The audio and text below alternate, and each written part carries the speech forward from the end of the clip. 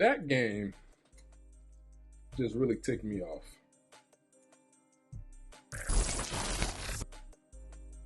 I can't believe Colorado just did that. I can't believe they just did that. That ending really ticked me off. They came into the game, first of all, as 13.5-point favorites. And in the first half, there was no reason to doubt that line.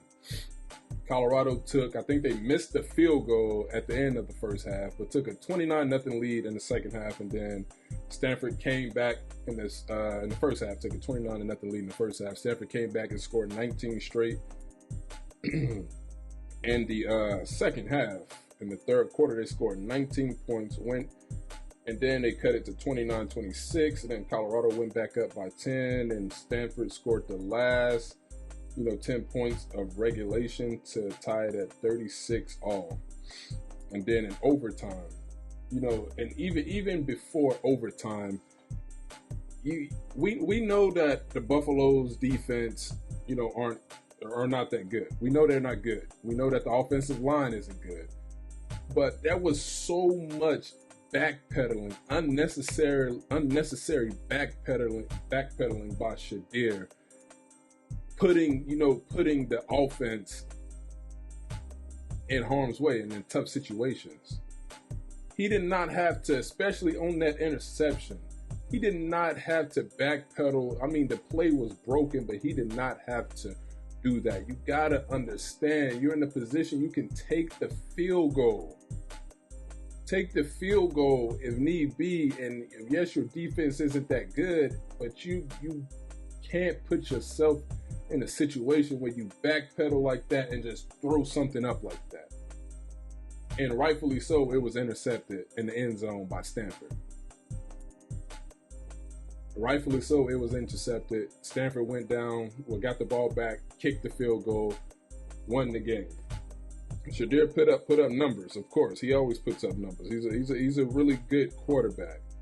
But games like this against a bad Stanford team, it'll really humble you. He had 400 yards, 5 touchdowns through the one costly interception, and we'll get there. But games like this will really humble you because you're coming in against, on paper, an inferior opponent, 1-4 Stanford, who had lost 4 straight. Everybody's looking to give you their best. A lot of people don't like you. So you can't, first of all, you can't take your foot off the gas in the second half. I was a little skeptical. I'm like, man, they did that thing in the first half. And I kind of had the feeling like Stanford ain't going to go away that easy. Because as bad of a team Stanford may be, they're playing Colorado. And everyone's playing Colorado as if Colorado are the Georgia Bulldogs, meaning the defending champs. So it was that interception that really got me, that caused me to want to come on here and just let it out, because it was unnecessary. It was unnecessary. Yes, the play it was a broken play, but you got to understand the position you in. You have to understand. Yes, you have playmakers, but all that that chaos is not controlled. What you guys are doing is not controlled. It's chaotic. You saw Travis Hunter jumping routes, giving up first downs. Yes, you still have to play with some level of control out there. Otherwise, you're going to be giving up all these plays. You're going to be giving up all these points. We know that you can match these teams, but they get into situations to where they just start trying to be too flashy. I'm not talking about the taunting and all that. I'm just talking about the actual play on the field. You gotta poise yourself. This was a really, really bad loss, man. This was a really bad loss. Of course, we knew Colorado weren't going to be national championship contenders, but we're looking for them to win 8 games at least. We want them to be bowl eligible because we know, if they can win the majority of these games, they're going to get a big bowl game and have everybody really hating after that. But after this loss, UCLA do something bad to them. Then they got Oregon State. So we looking at, they lose to UCLA, who's ranked 18. It's 4-4. Lose to Oregon State, 4-5. You know, just like that, they can be under 500.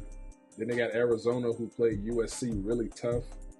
Washington State ranked 19. Utah ranked 16. Pardon me. It's not looking good anymore after this loss. This one just deflates you and it demoralizes you. Of course, they can still win these games, but it's like, yo, you were not supposed to lose this game, especially at home. And I know it's late over here on the West Coast, but especially with, you know what I'm saying, you're the only show in town. You're the only game that people are watching.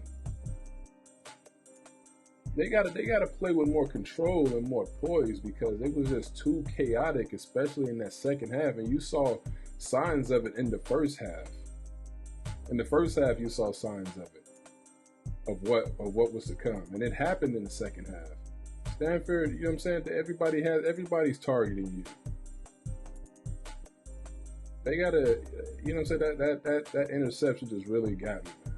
It really got to me, because you knew it was over at that point. You knew it was over. He threw it up. It's like, oh, nobody's there. Intercepted. This guy was just not in position to catch that ball. He shouldn't have backpedaled that far. Go down, kick the field goal, and your defense just gotta put in that, just give it all they got on Stanford's next possession to hold Stanford to a field goal. Really tough loss for Colorado. Again, they got UCLA next, and then we go from there. Still room for them, but you know what I'm saying. You got to come out here when they do something wrong. Of course, we still got to come out and let them know, hey, this wasn't it tonight. This was not it tonight. You do not supposed to lose this game. I know Prime gonna let him hear, but I got to come out and say my piece as well. You don't lose to Stanford. Your mission is to win every game, but you don't lose to this type of team. Kudos to Stanford. They hung in there, and then they really went at Travis Hunter tonight. Really went at Travis Hunter. Travis Hunter did his thing, but he also got dead in as well. Hunter finished the game with 13 catches, a $140 and 2 touchdowns. But oh boy from Stanford, I don't know how to pronounce his last name, Alec Ayaminer? I don't know how to pronounce this guy's last name. But he had 13 catches himself for 294 and 3 touchdowns, including a nice 30-yarder on Travis Hunter, pulling him into the end zone with him off his helmet for a 30-yard touchdown to tie it in overtime. So he went off tonight.